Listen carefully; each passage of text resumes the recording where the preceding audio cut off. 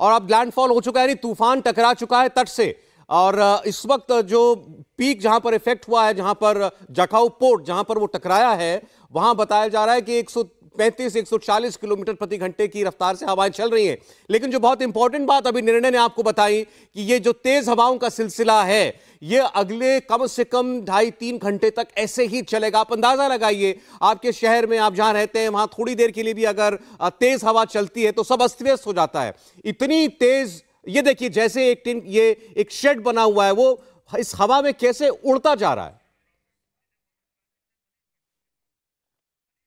तो इसलिए सावधान रहना होगा अगले 2 से 3 घंटे, क्योंकि ये रफ्तार बरकरार रहेगी हवाओं की। मनीष प्रसाद मौसम विभाग के अंदर इस वक्त मौजूद हैं, सीधे उनके पास चलते हैं। इस वक्त वहां से क्या अपडेट मिल रहा है?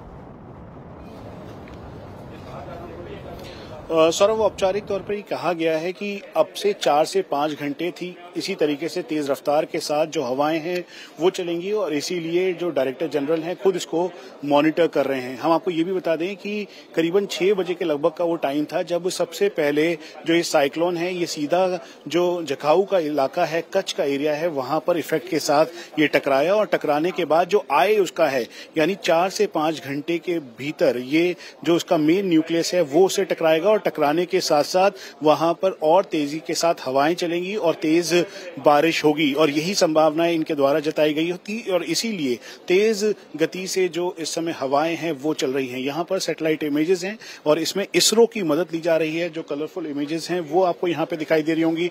उसके अलावा जो मेन ट्रैक है उस ट्रैक के साथ साथ जो मूवमेंट है वो पूरा मूवमेंट यहाँ पर रिकॉर्ड है और इसी को एनालाइज किया जा रहा है। हम आपको ये बता दें कि जो ये आप इस समय एनसर्कल देख रहे हैं सौरभ, इस एनसर्कल में तेज रफ्तार और जो पूरे स्पीड है वो सब यहाँ पर दिखाई दे रहा है, और इसी के जरिए जैसे जैसे ये तेज आगे की तरफ बढ़ रहा है, ये अनुमान लगाया जा रहा है कि 4 से 5 घंटे तक ये जो स्पीड है हवा की, उसमें बारिश, उसके अलावा तूफान, ये सब एक साथ होगा, और साइक्लोन की चपेट में जो जो इफेक्ट है, जो रूट है, जो ट्रैक है, वो काफी ज्यादा इस पे असर करेगा। इसरो के द्वारा ये सारी की सारी सैटेलाइट इमेजेस यहाँ पर आ रही हैं, और हम आपको ये बता दें कि ठीक 6:30 बजे का वक्त है जब औपचारिक तौर पर जो डायरेक्टर जनरल हैं मेट डिपार्टमेंट के, वो इसे बताने वाले हैं, इसकी डिटेल बताने वाले हैं। और इसीलिए एक बार फिर से आप देखें सौरभ, हम आपको साधारण शब्दों में बताएं, ये जो मैप है, इस मैप में जो आप इस समय देख रहे हैं, जो मूवमेंट देख रहे हैं, दरअसल वो मूवमेंट है इस साइक्लोन का, बिपरजॉय का, और ये टकरा चुका है इस समय कच्छ और द्वारका के बिल्कुल मनीष, देखिए ये जो आप तस्वीर दिखा रहे हैं इससे सब स्पष्ट होता है करीबन 4 से 5 घंटे कोस्ट लाइन है, उसके बिल्कुल ऊपर आपको ये तूफान, ये जो गाढ़ा आपको जो तूफान की शक्ल दिखाई दे रही है, गोलाकार सर्कल, ये बिल्कुल आपको कोस्ट लाइन के ऊपर दिखाई दे रहा है। मतलब मेनलैंड के ऊपर तूफान आ चुका है, इस लैंडफॉल हो चुका है। अब यहां जो रफ्तार अभी मनीष ने बताई, ये 135-40 किलोमीटर प्रति घंटे की रफ्तार से तूफानी हवाएं चलेंगी और अगले 4 से 5 घंटे तक यही हालत रहेगी, यानी रात के 12 बजे तक लगभग इसी तरीके से ये तेज रफ्तार हवाएं जो हैं चलती रहेंगी। तस्वीर देखिए, बिल्कुल साफ इस तस्वीर में दिखाई दे रहा है। मौसम विभाग के अंदर जहां बैठकर मौसम विभाग के डायरेक्टर जनरल खुद मॉनिटर कर रहे हैं एक एक चीज को, वहां उस मौसम विभाग के अंदर से ये तस्वीर, ये लाइव तस्वीर इस साइक्लोन के आपकी स्क्रीन पर है इस वक्त। एक्चुअल हालात जो इस वक्त है वो ये आपको तस्वीर बता रही है, जिसको मौसम विभाग के डीजी खुद मॉनिटर कर रहे हैं। क्रॉस होने में अभी टाइम है। अभी जो आई वॉल क्लाउड्स है उसका इंटरेक्शन कोस्टल एरिया के साथ शुरू हो गया। इनिशियल फेज में ही टकरा चुका है। हाँ, टकरा चुका है, लेकिन जब उसका सेंटर क्रॉस करेगा तभी हम उसको एक्चुअल हिट किया ऐसा कहेंगे। तो सेंटर क्रॉस करने में और टकराने में कितना टाइम लगेगा? सेंटर क्रॉस करने में अभी 2 से 3 घंटे लगेंगे। तो जो मैक्सिमम स्पीड है वो करीबन 120-130 120 के आसपास किलोमीटर्स पर आवर। ये सौरभ हम आपको दिखा रहे थे, यहाँ पर जो मेट डिपार्टमेंट के एक्सपर्ट हैं, जो सैटेलाइट एप्लीकेशंस को देख रहे हैं, मॉनिटर कर रहे हैं, उन्होंने इस बात को कहा है कि इस समय जो मेन सेंटर है उसे टकराने में करीबन 2 से 3-4 घंटे का वक्त और लगेगा। वहीं इमेजेस के जरिए जो इसरो से इमेजेस आ रही है उनको वो मॉनिटर कर रहे हैं, और इसीलिए ये सारे जो पैरामीटर्स हैं उसको चेक किया जा रहा है, और यही इन्फॉर्मेशन नोडल एजेंसी के तौर पर जो स्टेट SDRF है, NDRF है, उन सबको दिया जा रहा है। सौरभ जी बिल्कुल मनीष, ये तस्वीर अपने आप में बहुत कुछ साफ करती है, और आपने वहां पर एक मौजूद मौसम वैज्ञानिक से बात सीधे पूछी जो खुद मॉनिटर कर रहे हैं साइक्लोन को। ये देखिए, इसमें साफ दिख रहा है कि साइक्लोन जो है वो हिट कर तो चुका है, लेकिन उन्होंने तकनीकी रूप से बताया कि जब इसका सेंटर, हमने एक लाल गोला बना करके दिखाने की कोशिश की आपको, ये जो सेंटर है इस साइक्लोन का, जब ये तट के ऊपर पहुंच जाता है, लैंड के ऊपर पहुंचता है, तब माना जाता है कि साइक्लोन टकरा चुका है। और उसमें अभी उन्होंने कहा कि 2 घंटे का वक्त और लग सकता है। अभी आप ऐसे समझिए कि साइक्लोन जो कि एक सर्कुलर मोशन में मूव करता हुआ आगे जाता है, वो उसका बाहरी छोर जो है वो टकराया है। जब इसका सेंटर टकराएगा उस वक्त माना जाएगा कि साइक्लोन हिट कर गया। इसका जो केंद्र है साइक्लोन का, उसमें वही है सबसे ज्यादा इसकी ताकत, और जब वो पहुंचेगा जमीन के ऊपर उस वक्त सबसे ज्यादा भीषणतम रूप आपको इस तूफान का दिखाई देगा। तो अभी इसमें 2 घंटे का वक्त अभी और लग सकता है, वरना ये तूफान आप कह सकते हैं कि आप पहुंच चुका है गुजरात के कोस्ट के ऊपर। फिर एक बार राजेश के पास चलते हैं। राजेश इस वक्त द्वारका में मौजूद है, तेज हवाएं वहां भी आप महसूस कर रहे हैं?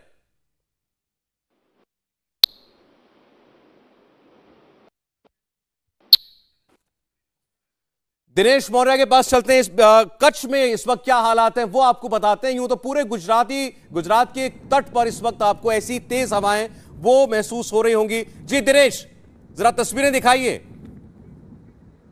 देखिए हम कच्छ के उस समुद्र किनारे पे खड़े हैं जहां पर तेज रफ्तार से हवाएं लगातार चल रही हैं। जैसे ये तूफान करीब आया उसके साथ ही में समंदर से जो है ऊंची ऊंची लहरें उठने लग गई है। ये बैक वाटर होने के बावजूद भी इस समुद्र में फिलहाल हमें जो है वो करंट हम महसूस कर सकते हैं। ये समुद्र का हिस्सा आप देख रहे हैं, लेकिन समुद्र किनारे के साथ ही में जो आसपास के पेड़ हैं उनकी भी तस्वीरें मैं आपको दिखाता हूं। उन तस्वीरों के जरिए आप समझ सकते हैं कि यहाँ पर हवा की गति कितनी ज़्यादा तीव्र है। यहाँ पर देखिए बड़े बड़े पेड़ है, बरगद के पेड़ है, वो सभी पेड़ जो है बहुत तेज़ी से झूल रहे हैं। कुछ की टहनियाँ टूट चुकी है और इमरजेंसी चूँकि तूफान करीब आ गया और यहाँ पर लगातार हवा तेज़ है, ऐसे में स्थानीय प्रशासन द्वारा यहाँ पर जैसे ही यहाँ पर तूफान पहुँचा उसके बाद 108 इमरजेंसी एम्बुलेंस जो है उसे भी यहाँ पर लेकर यहाँ के मेडिकल टीम की एक टीम यहाँ पर पहुँच चुकी है। वो जान रहे हैं, समझ रहे हैं कि तूफान बहुत ही ज़्यादा सीवियर है और अगर किसी तरह की कोई क्षति पहुँचती, किसी तरह की कोई हानि होती है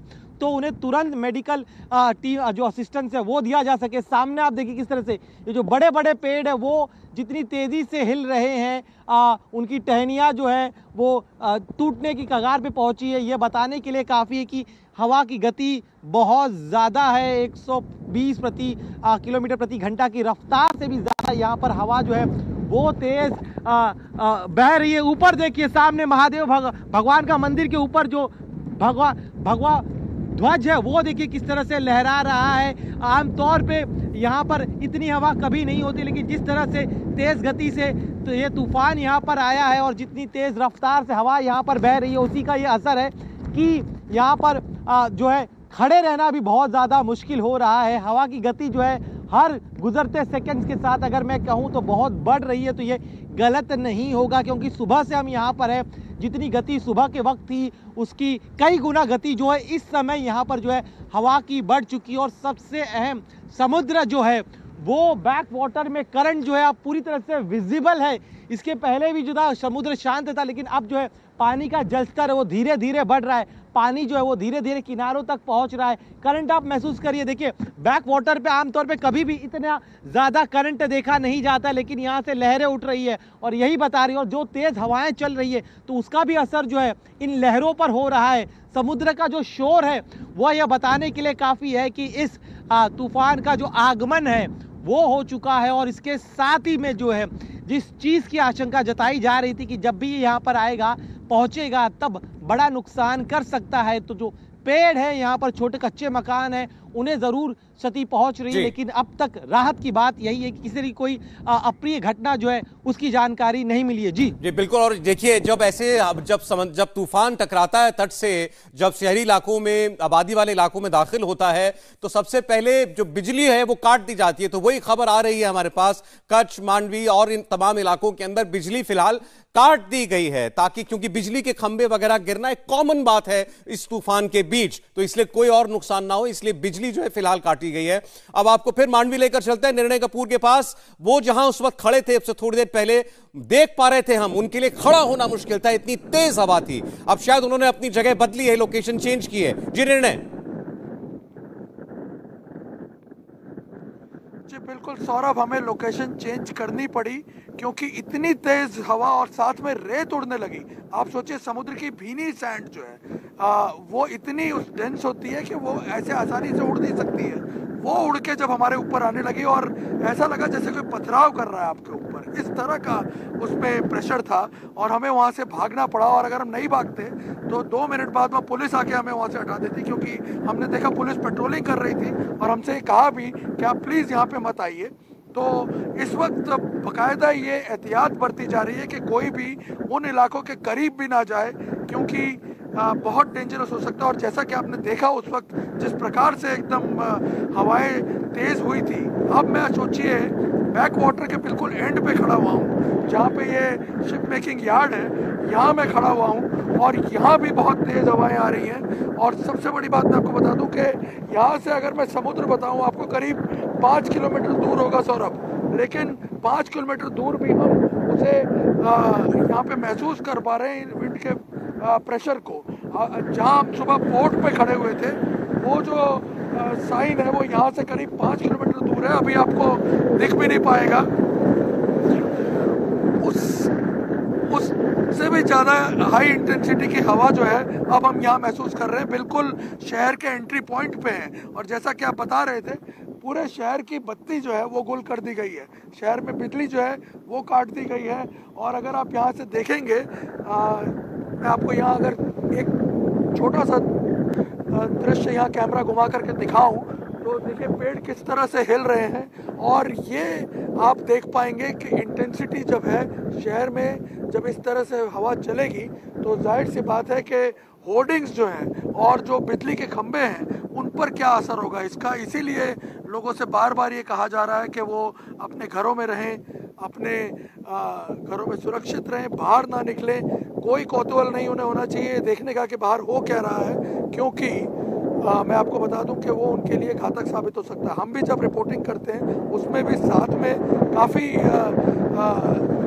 जो रिस्क है वो इन्वॉल्व है, लेकिन हमने ये तय किया है कि जो गाइडलाइंस हैं उसको फॉलो करें और साथ ही उन स्थानों को चुनें जहाँ जरा भी कोई रिस्क इन्वॉल्व ना हो। और इसीलिए अब हम यहाँ पहुँचे बैक वाटर में, और मैं आपको बता दूँ यहाँ भी इतनी तेज़ हवा है कि खड़े रह पाना मुश्किल हो रहा है। यानी आप अंदाज़ा लगाइए कि जो विंड वेलोसिटी की चर्चा की जा रही थी 90-100 के आसपास आएगी, अगर आप इस वक्त पोर्ट पे चले जाएं यहाँ से करीब 5 किलोमीटर आगे जो मैं बता रहा था, तो वहाँ डेफिनेटली इसी प्रकार की विंड वेलोसिटी होगी, क्योंकि हम वहाँ का नज़ारा देख भी नहीं पा रहे। विजिबिलिटी बिल्कुल नील है उस जगह की, और जो कि यहाँ अगर आप नॉर्मल दिनों में हों और सनलाइट पूरी हो तो आप बड़ी आसानी से देख सकते हैं। लेकिन इस वक्त आप देखिए बादल, काले घने बादल जो है वो शहर के ऊपर मंडरा रहे हैं और हल्की हल्की बारिश भी यहाँ पे शुरू हो चुकी है।